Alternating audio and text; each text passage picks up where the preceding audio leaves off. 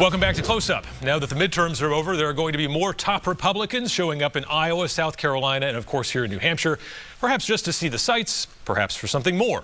This morning, we're pleased to be joined by the former chairman of the House Permanent Select Committee on Intelligence and 7-term Congressman Mike Rogers of Michigan. Thanks for joining us, Mr. Rogers. Yeah, thanks for having me. We appreciate your time. So what's the message that you're taking away from these midterms? It seems like Republicans were set up to do so well, and they didn't. Yeah, well, a couple of things. And I've traveled around the country, people are politically discouraged. And, you know, we have had our hands around each party has had their hands around the throat of the other for a long time now. And I think people are very concerned about the future and the chaos that all that brings. And I know here in New Hampshire, just the thought that they had to have armed police and activate the National Guard on the chance that something might happen for a gubernatorial swearing in, I think shocked the very psyche of so many people. You know, we used to brag about the fact that you didn't need tanks and soldiers on election day or the handing off of power because of who we are and what we believe. That rattled people to the core, and I think that was a big part of it. So I keep telling my colleagues, it's time to look forward. It's really important we look forward. We have big, important, strategic issues we have to deal with as a country, and if we don't, countries like China are going to clean our clocks, and we need to be ready for that. More on that in a moment, but a lot of Republicans are pointing the finger at Donald Trump. Do you? Well, honestly, again, looking backwards has just not been a winning strategy for us. And I think it's really important now that we move forward. And I think Tuesday was certainly a referendum of, okay, got it, love some of the things you did. Now it's time for us to move forward politically as a party so that we can candidly attract more independence. We can get people to have that comfort level. And angry and scary is no way to win elections. 2 more years of Biden foreign policy. What has you most worried at this point? I think we have one that is approaching an existential threat to us, and that's the Chinese Communist Party. The things that they're doing and saying, right? So they want the United States. They want our legs out from under us. They tell us that. They tell us, this is what the Chinese Communist Party tells its allies and its friends around the world, that America is weak, it's undisciplined, and it's self-absorbed. And we're going to take them off the world stage.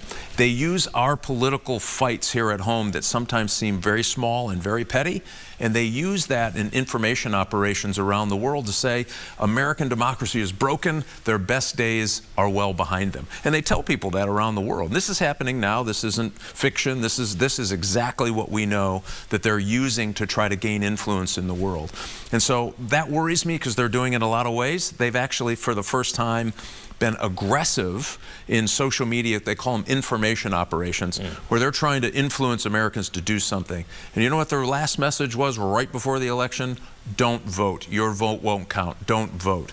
And they were doing that to try to get in the psyche of Americans. And then they take those low turnouts and they run around the world and say, see, American democracy is broken. So it worries me in all the ways they do it. We could spend an hour show. I could walk you through all the ways that the Chinese Communist Party is trying to dominate the world in influence and economically, so commercially, and that will impact our economic prosperity here at home if we don't do something. And this is something that may not be on the radar of a lot of Americans because they may not see China as a friend, but it's an economic trading partner. So how nefarious is their action right now, and what can the U.S. government do about it, essentially? Well, a couple of things. We need to get our own act together. You think about where China is and, you know, why we were kind of sleeping at the switch and we were, again, we're at each other's throat and we were being divisive and angry and hateful toward each other.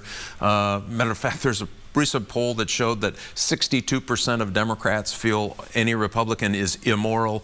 72% of Republicans think every Democrat is immoral. That's that divide. You can feel it. It's palpable. You've had it at your Thanksgiving dinner in your own families. They're fanning those flames. And so what we've got to do here at home is know, okay, yes, we have some political differences, but this is an amazing country, and it has the most unique opportunities in the world. That's why people are literally risking their lives to get a little piece of it. And so we need to, stop for a minute, pause, understand that's important, and important to maintain. So here's the kinds of things that China is doing. Their Navy is now bigger than the U.S. Navy. They told us they were going to do it. We weren't paying attention. They now compete with us directly in the space race. Used to be they were 10 years behind, then 5, then 2. Guess guess what? They're up. So you look at those kinds of activities, and education to them is really important. They're teaching their 8th graders quantum mechanics, and they tell us they're going to be data dominant and technology dominant by 2035. Think of this, half of our high school graduates can't read at the 6th grade level, right? We have fundamental problems. Our ports, our bridges are ranked 50th in the world. Theirs are ranked much higher, 1 and 2 around the world. They're building other ports for other countries to try to build favor and influence. And so all of those things that they're doing don't necessarily slap you right in the face, but the things we're doing to ourselves, we've got to fix first. And then we've got to focus on how we compete. And we can do this, by the way. This is not undoable. We can fix the reading problem. There's programs that I'm a big believer in, nonprofit programs to do this. Quit spending so much money on things that don't matter. At the federal government, $3 trillion they spent in the last 2 years alone that we had to borrow from places like, well, China, right? So we just kind of have to get our collective house in order, remember what an amazing country this is, and what is possible if we at least row the boat sometimes in the same direction. You've got this extensive resume in Congress and a lot of national security expertise.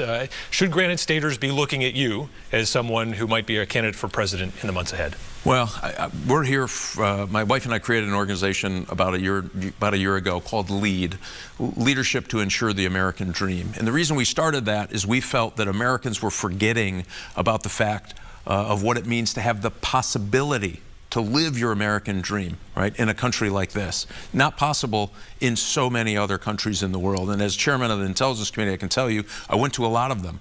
Some that declared that they were better than us, and some that were in some pretty rough shape. No place is better than the United States, and we have to fight to keep that. And so what we decided to do is start telling stories with fellow Americans who still made it and still understand that in America, you can still be your own person, do your own thing, and your own good in your own way. That's the American dream. Sometimes it means financial, sometimes it means rewarding careers, sometimes it means just being able to take care of your family. Those things are all still possible. And so we're just trying to take that message and this cautionary note that we have a strategic adversary that we have to compete with. All right, Congressman Rogers, we thank you for your time here on Close Up. Thanks. Appreciate it.